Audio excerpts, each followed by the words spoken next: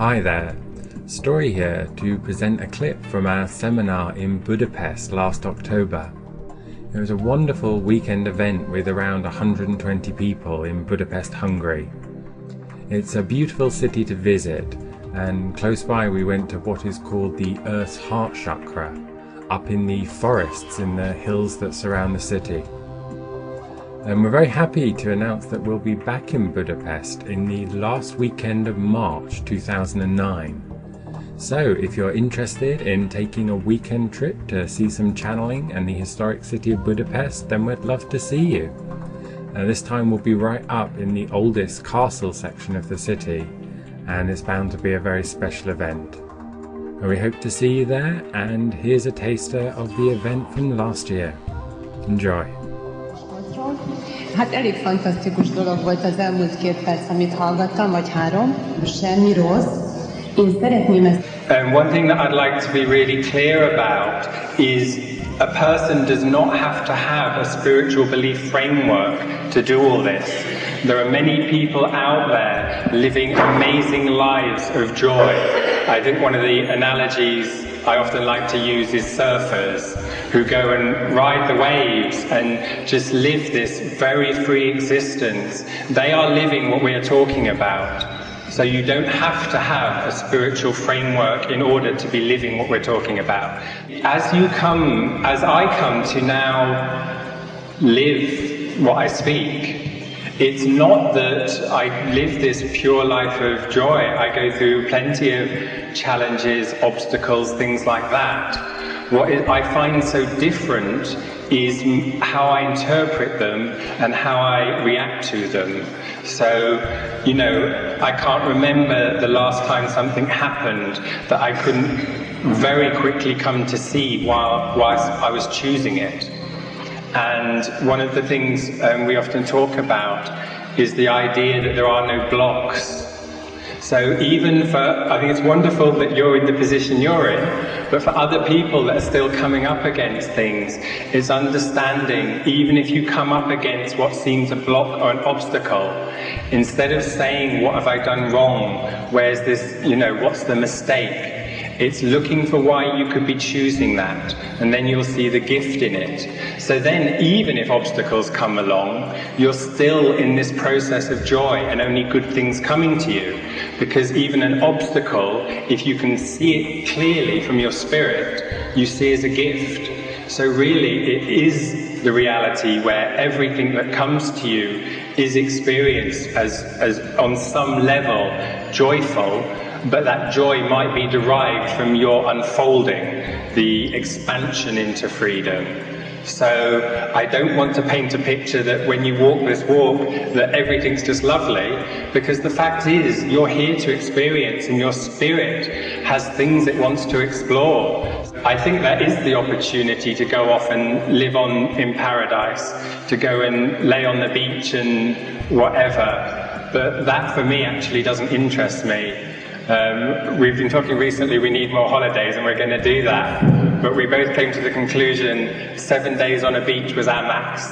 And then we want to get back, because this is our joy. So my answer to you is yes, it can be all your joy, but sometimes your joy can look like an obstacle you're overcoming. And the thing in your question that I really liked and related to is the part about the mind. Because so often we see the mind as separate to the feeling, and they're just so not. They're so not. The mind completely works in response to your feelings. You know, if you have a bad feeling inside you because of the way certain people speak to you, you will train your mind to keep you away from those situations. And what happens when you start to really liberate your old feelings and you start to feel good, your mind doesn't know what's going on. Because, you know, up until now, the mind has just been there to protect you. And suddenly you're going, it's okay, I don't need protection from my feelings. So the mind really does go through it at first. It's a little confused, and because it is its own being and you have a relationship with it. So it needs to adjust, and the mind constantly updates itself. I think that's the biggest thing I've noticed. I used to believe that to be awakened or enlightened was one thing. And then when I started living what I now experience as an awakened life, I realised every day is different. Every day there's something new. Every day something changes. So yet again I was shown there is no destination. The destination might be death. Maybe death is the destination. And until then we're constantly going through these journeys. So the mind will be adjusting fast at the moment if your energy has really got to this place of joy, and that's great. Keep that up, because the world needs more of that. You know, so much of the world really is in pain and suffering. You know, that is the majority of the energy of the world that I feel, and it doesn't mean I engage with it all the time, but that in itself is shifting.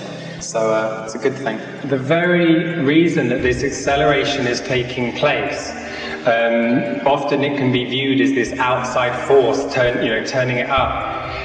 That there's a level at which that's true, and we're the outside force saying, let's speed it up, let's thin the veil, let's wake up more. But the other side of it is it's being fueled by all the people that are waking up. Every person that steps into joy, every person that releases a wound, they, on the, whatever you want to call it, the spiritual plane, lay down an energetic pathway where they show how they got from depression to joy, from anxiety to abundance, from whatever it is. Every person that does that makes it easier for every other person to follow. And that's why people are waking up quicker and quicker. As each of you wake up, you will make it easier for every other being in existence who is in a similar situation to follow that. This is the realization that we are all non-physical. It doesn't even have to be communicated. That's something that we do. But beyond that, you waking up, you forge a pathway that makes it easier for everyone else. And that's why the acceleration is happening.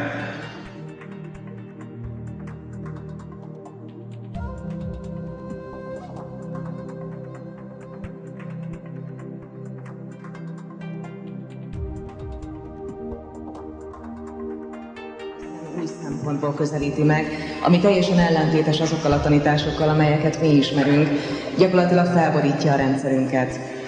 Ez az egyik kérdés. I love answering questions about the Bible. The willingness now in society for people to allow the feminine power back in. And that to me is what the Mary Magdalene archetype represents. She was the feminine side of Jesus' masculine, yet within both of them, they had both energies. The Jesus in the Bible, I do not recognize as the Christ energy. It is so distorted, it is so manipulated. I mean, first of all, let me also say Jesus was somebody that embodied the Christ consciousness, but also so was Buddha, so there have been many manifestations of the Christ consciousness. It isn't this one person. And the Christ consciousness is what is birthing through everybody now. The Christ consciousness is literally, it's not this separate thing out there. The Christ consciousness is the collective spirit of humanity. It's every human that has ever birthed, will birth. It is their realization, their collective consciousness. And that's what Jesus embodied. So when I tap into that energy, what I see in the Bible is a very poor reflection of it.